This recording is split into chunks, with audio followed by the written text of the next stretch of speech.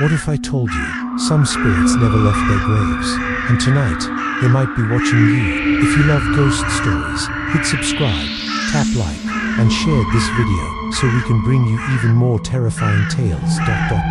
Subscribe, like, share to keep the ghosts coming. The winter of 1949 had a peculiar heaviness about it, as if the air itself were reluctant to move.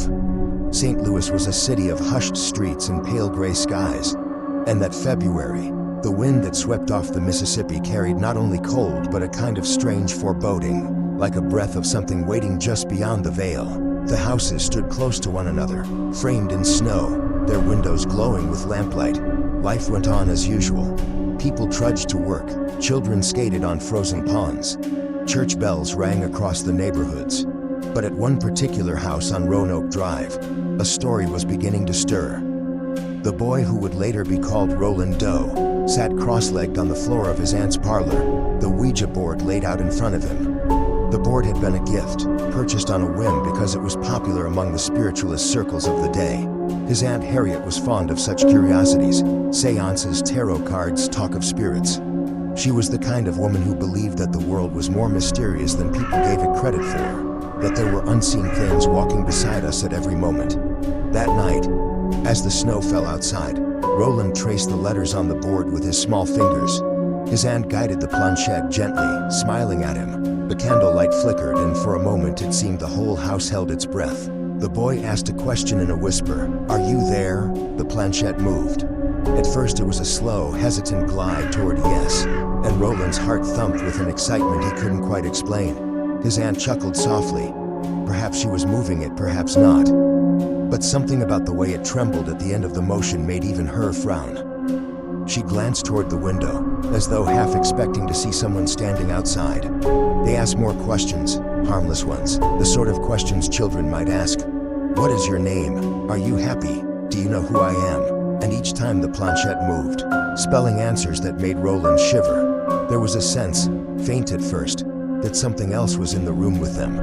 Not merely a parlor game, but a presence. When they finally blew out the candles and packed the board away, the house felt somehow different, colder. It was only the next morning, when the scratching noises began on the walls, that they both remembered the session with a different kind of feeling. The sound started softly, like the skittering of a mouse. Aunt Harriet thought little of it. Old houses creaked, and winter made wood contract and shift. But the noise grew louder as the days went on, moving from the walls to the ceiling, sometimes coming from the floor under their feet. It wasn't just a scratch now, but a dragging, clawing sound, as though something were crawling behind the plaster. Roland's parents became uneasy. They tried traps for mice. Nothing was caught. They called a local exterminator. He found no evidence of rodents, yet every night the sound came back louder, bolder, until Roland would lie awake in his bed staring at the ceiling, certain he could hear breathing in the dark. When Aunt Harriet died unexpectedly just a few weeks later, Roland was devastated. She had been the one who had encouraged him, who had believed in him, who had made him feel that he wasn't just an ordinary boy in an ordinary house. The night after her funeral, Roland begged his parents to let him use the Ouija board one last time. He wanted to speak to her, to say goodbye properly. His mother, hesitant but compassionate, allowed it. That was when things truly began. The planchette moved with a sudden force, jerking under Roland's fingertips, spelling words faster than he could keep up with. His mother gasped, asking him to stop, but the boy kept following the letters until they formed a single message. "I am here." It was Harriet's voice in his mind. He swore it was. And yet, there was something in that message that made the air grow thick, almost unbreathable. Over the next few days, Roland became withdrawn. His laughter disappeared. He stopped going outside to play. The sounds in the walls grew into bangs, loud, violent thuds that shook the furniture. Objects began to slide off shelves by themselves. A vase shattered in the kitchen with no one nearby. The family called their Lutheran minister, who came to bless the house. He stayed only one night. After hearing guttural sounds coming from Roland's bedroom, sounds no child could make, he advised the family to seek help from the Catholic Church. By the time they contacted Father Albert Hughes, the disturbances had escalated beyond mere noises. Roland would wake with scratches on his arms and legs, deep red welts as though carved by invisible claws. He would sit motionless for hours, staring at the floor, muttering words in a language no one recognized. And sometimes when he spoke, it was not his voice at all. Father Hughes arrived with a cautious skepticism, but he stayed only long enough to witness a chair slide across the floor on its own and slam into the wall. After that, he agreed to attempt an exorcism, the first of many. It was during these early rites that Roland screamed and thrashed so violently that he broke free from his restraints. His small body displaying strength far beyond his age, the word hell appeared scratched into his skin as though by an unseen hand. Father Hughes, shaken, stopped the ritual halfway through. That night, Roland's parents made a decision. They would take their son to St. Louis, where relatives lived, to seek help from Jesuit priests at St. Louis University. And so, on a cold night in March 1949, the family packed their bags and left the house behind, though the thing that haunted them followed close behind. The journey to St. Louis felt longer than it was. The train carried the family through the night, its wheels clattering in a relentless rhythm that seemed almost like a heartbeat. Roland sat silently, staring out the window at the blur of snow and black trees. His mother kept her hand on his shoulder, but he did not look at her. He didn't look at anyone. It was only when the train passed through a tunnel that Roland stirred. The moment the carriage was swallowed in darkness, a sound came from deep within his throat. Low, vibrating, unnatural. Passengers glanced up from their seats. Roland's father pulled him close, whispering his name, but the boy's lips curled into a grin that did not belong to him. Almost there, he whispered, though no one had told him their destination. They were welcomed at the home of Roland's relatives, a house on a quiet street, warmer and more cheerful than the one they had left behind. Yet within hours of their arrival, the noises began again. The scratching, the knocks, the sudden gusts of cold wind that seemed to come from nowhere. It was Father Raymond Bishop, a Jesuit priest who first came to observe the boy. Bishop was meticulous, scholarly, a man who believed in documentation and careful consideration. He sat with Roland for hours, asking questions, noting every strange occurrence in a small leather journal that would one day become infamous. The first night he stayed, he heard the bed in Roland's room shake violently, as though being struck from beneath. The boy screamed and clutched at the sheets. When Bishop turned on the light, he saw welts forming across Roland's chest in real time. Angry red lines that spelled a single word: Lewis. It was as though the thing inside the boy knew exactly where they were, and was announcing its presence. Over the next nights, the activity grew bolder. Roland would enter trances, his eyes rolling back, and speak in voices that alternated between mocking laughter and guttural threats. Objects in the room would rattle and fly from shelves. Holy water would hiss as if striking hot metal when sprinkled near him. One night, as Bishop and Father William Bowdern prayed over the boy, Roland suddenly convulsed, his body arching off the bed in a way that seemed to defy anatomy. A foul stench filled the room like burning hair and sulfur. Then, in a voice so deep it rattled the window panes, the boy spoke. "He is mine." The priests paused, staring at each other.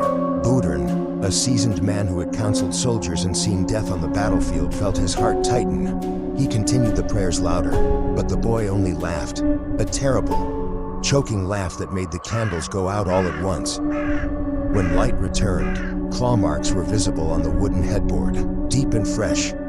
The exorcism ritual began formally that night. It would last weeks. Every session was a battle. Roland would scream obscenities, his small frame writhing with a power that took 4 grown men to restrain. He spat at the crucifix, his spit sometimes landing on the wall and burning into the paint.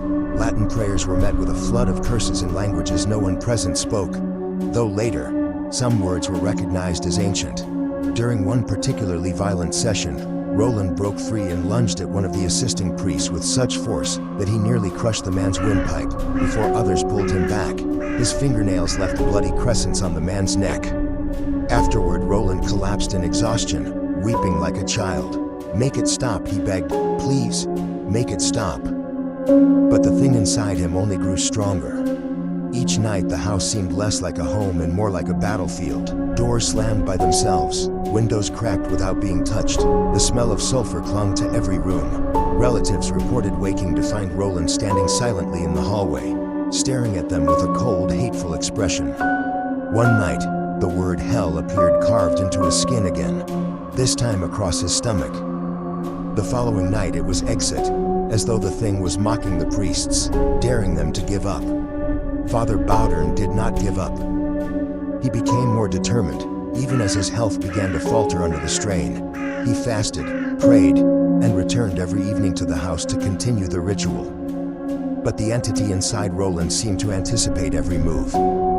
It would mimic the priest's voices perfectly, repeating prayers in a tone of derision. It sang hymns backward, each note warped and wrong. The nights bled into one another. The family lived in a state of constant dread, unable to rest, unable to leave. The priest's journals grew thicker with every passing day.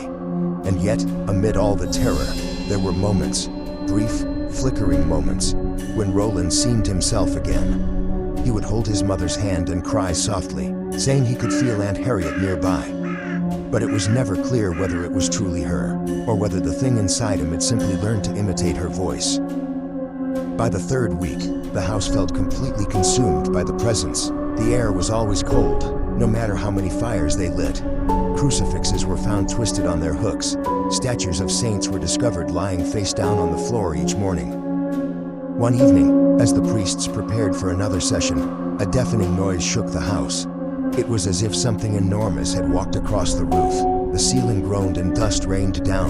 Roland shrieked and began clawing at his own face until blood streamed down his cheeks. When the priest restrained him, he spat out 3 words in a harsh guttural tone. "He is coming." No one knew who he was, but everyone in that house felt a sudden, icy certainty that the worst was yet to come. Every night the priest returned, and every night the air grew heavier as though the walls were closing in. Neighbors whispered about the strange goings-on. The screams that echoed down the street, the windows that shook with no wind, the smell of smoke that sometimes drifted out of the chimney when no fire was lit. Inside, Father Bowdern had grown gaunt, his cassock hung loose on his frame, his eyes sunken from lack of sleep. Father Bishop kept meticulous notes, but even his usually steady hand trembled when he wrote. Roland lay in bed, his body bound with straps. He had stopped speaking in his own voice. When he did speak, it was in that deep, resonant tone that made everyone's stomach twist. His words were a mixture of blasphemies and threats, but sometimes, most disturbingly, they were simply cruel observations about the priest's innermost fears. "You doubt," the voice hissed one night, staring directly at Bowdern. "You call on a God you barely trust." Bowdern stiffened but did not stop praying. The ritual continued, the Latin rolling through the room like a storm, and that was when Roland's body began to rise from the bed. It happened slowly at first, his back arching, his head falling back until his neck looked like it might snap. Then, with a force that sent the mattress creaking, he lifted fully into the air, the straps pulling taut. Books flew from the shelves, the crucifix on the wall spun in place, then flung itself across the room and shattered. The air became electric, vibrating with a sound too low to be natural, a kind of subterranean growl. Bowdern pressed forward, holding the crucifix before him. "In the name of Jesus Christ," he shouted, "leave this child." Roland's mouth opened and a voice like thunder replied, "He is mine." Then his body crashed back onto the bed with a force that cracked the wooden frame. After that night, the sessions became almost unbearable. The entity inside Roland displayed knowledge it should not have had. The sins of each man in the room, secrets whispered in confession years ago, details of their lives no child could know. It taunted them with this knowledge, laughing when one of them faltered. On the 4th week, as Holy Saturday approached, something changed. Roland had been quieter during the day, almost calm. His eyes followed the priests as they prepared the room, but he said nothing. When night fell, the temperature dropped sharply, and frost appeared on the inside of the windows. The moment the prayers began, Roland convulsed so violently that one of the straps snapped. His body slammed against the headboard again and again, and a sound like an animal's roar filled the house. The priests pressed on. They knew they were close, they could feel it. The air was charged, every candle flame bending inward as though sucked toward some invisible point. Suddenly, Roland's body went still, his eyes fixed on the ceiling, wide and unblinking. His mouth opened and a voice spoke. Not the guttural growl of before, but something colder, more deliberate. "You will fail. You will never be free." Father Bowdern's voice did not waver. "Saint Michael the Archangel, defend us in battle." He began, his voice hoarse but unbroken. The boy screamed. a sound so loud it rattled the glass panes in their frames. His back arched again, his limbs thrashing, until he broke free from the bed entirely and landed on the floor. The priest rushed to restrain him, but something unseen seemed to hold them back, like a wall of force. Roland crawled backward on hands and feet, spider-like, until he pressed himself against the corner of the room, his head tilted at an impossible angle as he hissed, "He is coming!" Then with a suddenness that froze everyone in place, Roland's voice shifted. "Saint Michael," he whispered. Bowden's breath caught. He redoubled the prayers, invoking Michael the Archangel by name. And then it happened. Roland's body convulsed, his hands clawing at the air as though something only he could see was dragging him upward. His eyes rolled back, and in a voice that was suddenly his own, frightened, desperate, he cried out, "Michael! Michael! Michael!" The room shook. The bed frame splintered. A crash like thunder exploded inside the house, and for an instant everyone smelled smoke and iron. Then, as quickly as it had begun, the noise stopped. Roland fell to the floor. Limp, the priests held their breath. The house was utterly silent, save for the faint sound of someone, Roland, breathing normally. When they rolled him over, his face was calm. His eyes were clear. And then he smiled just slightly and said in his own voice for the first time in weeks, "It is gone." But was it? That question lingered as the priests sat together afterward, their hands shaking, the sweat drying on their faces. Father Bowden wanted to believe it was over, that St. Michael had come, that the boy was freed. But there were details that gnawed at him. The house still felt strange, as if the shadows were thicker than they should have been. And when Roland was moved to a different room that night to sleep, one of the relatives swore she heard a low growl coming from the basement. The priest decided to continue prayers for 9 more days, just to be sure. For the first time in nearly 2 months, the house was quiet. The priest stayed with the family for several days, continuing prayers, watching Roland closely for any sign of relapse. He slept peacefully, spoke softly, and even managed a weak smile when his cousins came to see him. Father Bishop wrote carefully in his journal, "The boy appears free of the possessing spirit," but "appears" was the word he chose. Because there was no way to be certain. Spring was coming to St. Louis. Snow melted in the gutters, the streets filled with muddy water, and the city seemed to exhale after a long, hard winter. Roland's parents wanted desperately to believe that their nightmare was over. They arranged for Roland to be enrolled back in school once he was strong enough. They made plans to return home, but not everyone could leave so easily. Father Bowden found himself haunted by what he had witnessed. Even when he was back at the rectory, he woke at night with the boy's screams echoing in his ears. He found himself flinching when he heard sudden noises, a door slamming, a dog barking outside, his nerves still tuned to the terror of those nights. One evening, he walked past the church nave and saw a shadow move near the altar. When he turned, there was no one there. He told himself it was fatigue. Roland's behavior was better, yes, but not entirely the same. He was quieter now, more reserved. He no longer played with toys or laughed easily. His mother sometimes found him staring at corners of the room, as though listening to something she could not hear. Once, when she asked him what he was looking at, he replied simply, "It's dark there," and refused to say more. The family eventually returned to their home. It had been scrubbed clean, blessed again by a priest, and felt different, at least for a while. But the first night back, Roland dreamed of Aunt Harriet. In the dream, she stood at the foot of his bed, smiling sadly. "You called for me," she said. "Yes," Roland whispered. "You must never call again," she warned. When Roland woke, the room was ice cold, though the furnace was running. Months passed. Life seemed to return to something like normal. Roland went to school, attended mass, ate dinner with his family, and yet sometimes he would wake screaming. His parents would rush into the room to find him pointing at the ceiling, crying, "It's there, it's there," but nothing was ever seen. Years later, long after Roland had grown into a quiet, solemn young man, the house was sold. The new owners reported hearing scratching in the walls at night. Sometimes, they said, objects moved on their own. No one spoke of it openly, but the neighbors still crossed themselves when they passed the house. Father Bowden never fully recovered. He continued to serve faithfully as a priest until his death, but those closest to him said he never laughed quite the same way afterward. He would fall silent whenever someone mentioned possession or the devil. And sometimes, when he prayed alone, he would glance over his shoulder, as if expecting to see someone standing behind him. The most unsettling detail came decades later. Roland, who had changed his name and lived a quiet life, once confided to a close friend that he still heard noises sometimes when he was alone. Like what? The friend asked. Roland smiled faintly, almost sadly. Scratching, he said. When pressed further, he said nothing more. Only that sometimes when he closed his eyes at night, he could still smell sulfur. The story became legend. People told it in whispers, embellishing the details, turning Roland into a myth. Books were written, films were made. Most people assumed it was just a story, exaggerated and sensationalized for entertainment. But those who had been there knew, and those who stood in the quiet house on Roanoke Drive sometimes swore they felt a breath on the back of their neck, as though someone unseen was leaning close, whispering, "I am still here."